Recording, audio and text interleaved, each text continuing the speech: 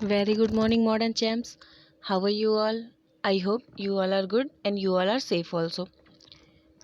हमने अभी उर्दू में मिर्ज़ा गालिब सबक 3 का पार्ट 1 पढ़ लिया था।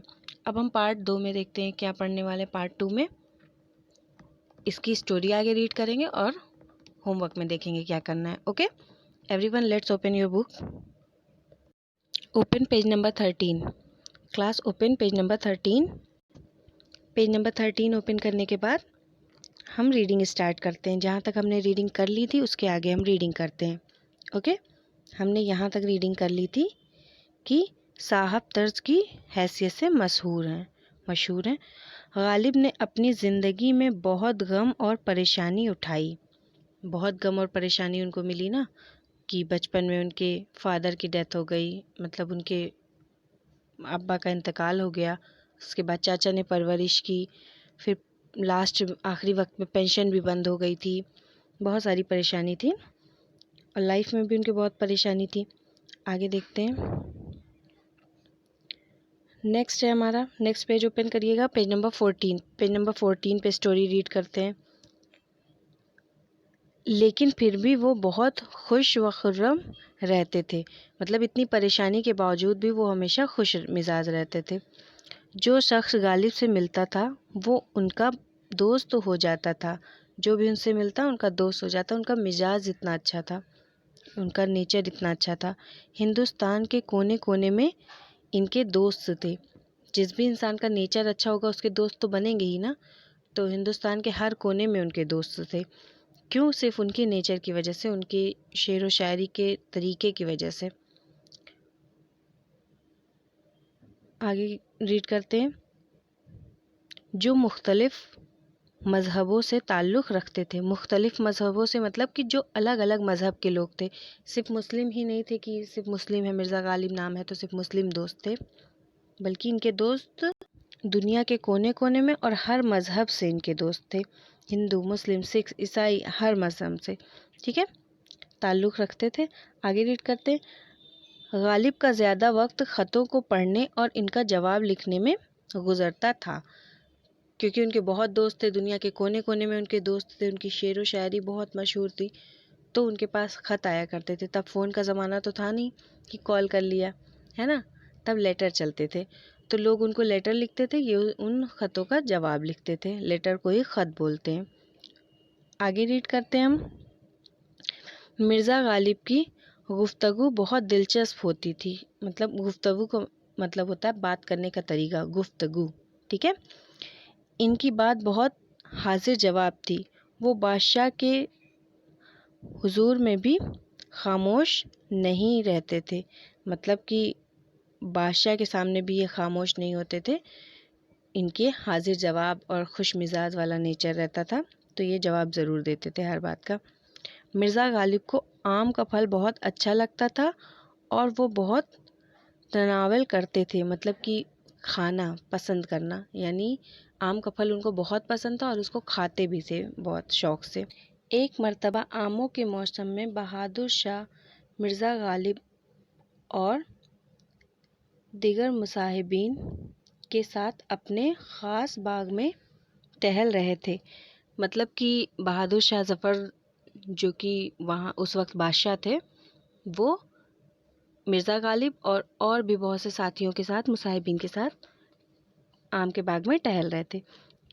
उस बाग में आम सिर्फ बादशाह और उनकी बेगम के लिए होते थे। वो आम के बाग में जो आम होते थे वो उस आम को सिर्फ बादशाह और उनकी बेगम खाते थे। मतलब वो आम बादशाह और उनकी बेगम के लिए होता था, उन्हीं को दिया जाता था। आगे क्या है, रीड करते हैं। मिर्ज़ा गालिब बार बार आमों की तरफ देख रहे थे। बहादुर शाह ज़फ़र ने मिर्ज़ा गालिब से कहा, क्या गौर से देख रहे हो? मिर्ज़ा गालिब ने मुस्कुराकर जवाब दिया, बादशाह सलामत, किसी शायर ने कहा है, अनाज के हर दाने पर उसके खाने वाले का नाम और सिजरा लिखा होता है। इसलिए मैं भी हर आम पर देख रहा हूँ कि इन पर मेरा और मेरे बाप दादा का भी नाम है कि नहीं। बादशाह मुस्कुराए और उसी दिन उम्दा आम मिर्ज़ा गालिब के घर पहुँचाए। आगे रीडिंग करते हैं हम, क्या है आगे। मिर्ज़ा गालिब उर्दू अदब में नस्र निगार और नज़्म निगार शायर थे। इनके ख़तों में वही दिलचस्प बेतकल्लुफ़ी और ज़राफ़त पाई जाती थी जो उनके बात करने में मौजूद है। इनके ख़त पढ़ने से ऐसा मालूम होता है कि गोया किसी दोस्त से बातें कर रहे हैं। मतलब उनके ख़त जब कोई पढ़ता था तो ऐसा लगता था उसे कि वो कोई अपने दोस्त से बात कर रहे हैं। मतलब उनके ख़त जो भी पढ़ता था उसको ऐसी फीलिंग आती थी कि कोई दोस्त ने ख़त लिखा है, किसी दोस्त से बात हो रही। मिर्ज़ा गालिब की शोहरत उर्दू शायरी में ज़्यादा है और जब तक उर्दू अदब ज़िंदा रहेगा तब तक मिर्ज़ा गालिब का नाम रोशन सितारे की तरह चमकता रहेगा। मतलब मिर्ज़ा गालिब की जो शोहरत है सबसे ज़्यादा किस में है? उर्दू शायरी में है। ठीक है, तो आई होप आपको मिर्ज़ा गालिब के बारे में जो भी यहाँ पे लिखा हुआ है स्टोरी में वो पूरा समझ में आ गया होगा और आपने अपना प्रीवियस होमवर्क भी कंप्लीट कर लिया होगा। अब आज का आप अपना होमवर्क देख लीजिए। आज आप सबको होमवर्क में फिल इन द ब्लैंक्स करना है, खाली जगह भरना, और सारे स्टूडेंट को खाली जगह कॉपी में भर के सेंड करनी है। मतलब ये पूरा कॉपी में राइट करना है अपनी नोटबुक में। ओके, आप सब ने सबक 3 मिर्ज़ा गालिब लिख के और उसकी अल्फाज माने राइट किए हैं, है ना, वर्ड मीनिंग अल्फाज माने राइट किए हैं। अब आपको खाली जगह भरनी है, वही कॉपी में राइट करना है, अपनी नोटबुक में ही राइट करिएगा।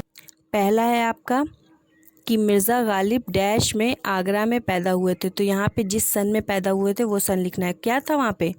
1796 1796 ये फिल करोगे। नेक्स्ट क्या है? नेक्स्ट है उनके वालिद का नाम डैश था। मिर्ज़ा गालिब के वालिद का क्या नाम था? वही नाम यहाँ पे फिल करना है। याद करिए, अब्दुल्ला बेग, ये लिखा है मिर्ज़ा अब्दुल्ला बेग। आप अच्छी हैंड राइटिंग में राइट करिएगा बिकॉज ये ड्राइंग पेंसिल से राइट हुआ है तो ये राइटिंग नहीं अच्छी है। ओके, सब नीट और क्लीन हैंड राइटिंग में राइट करिएगा। थर्ड देखते हैं, मिर्ज़ा गालिब की परवरिश उनके चचा डैश ने की थी। यहाँ चचा, मिर्ज़ा गालिब की परवरिश उनके चचा ने की थी। चचा का यहाँ नाम फिल करना है आपको। उनके चचा का क्या नाम था? उनके चचा का नाम था मिर्ज़ा नसरुल्ला बेग। मिर्ज़ा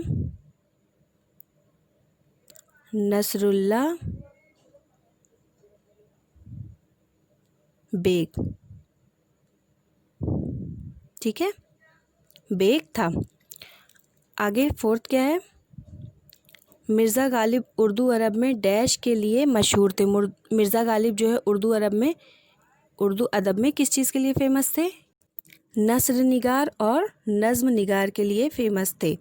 ये आपको ये राइट करना है, नस्र निगार और नज़्म निगार के लिए फ़ेमस थे। लास्ट पेज पे, पेज नंबर 14 पे जो ये है, नस्र निगार और नज़्म निगार। नेक्स्ट देखते हैं आगे क्या है। मिर्ज़ा गालिब का इंतकाल डैश में हुआ। मिर्ज़ा गालिब का इंतकाल कब हुआ था? वहाँ आपको सन लिख 1869 1869 और 9, ठीक है, 1869 में हुआ था। ठीक, आई होप इतना आपको समझ में आ गया होगा। होमवर्क भी आपको समझ में आ गया होगा। Thank you and have a nice day.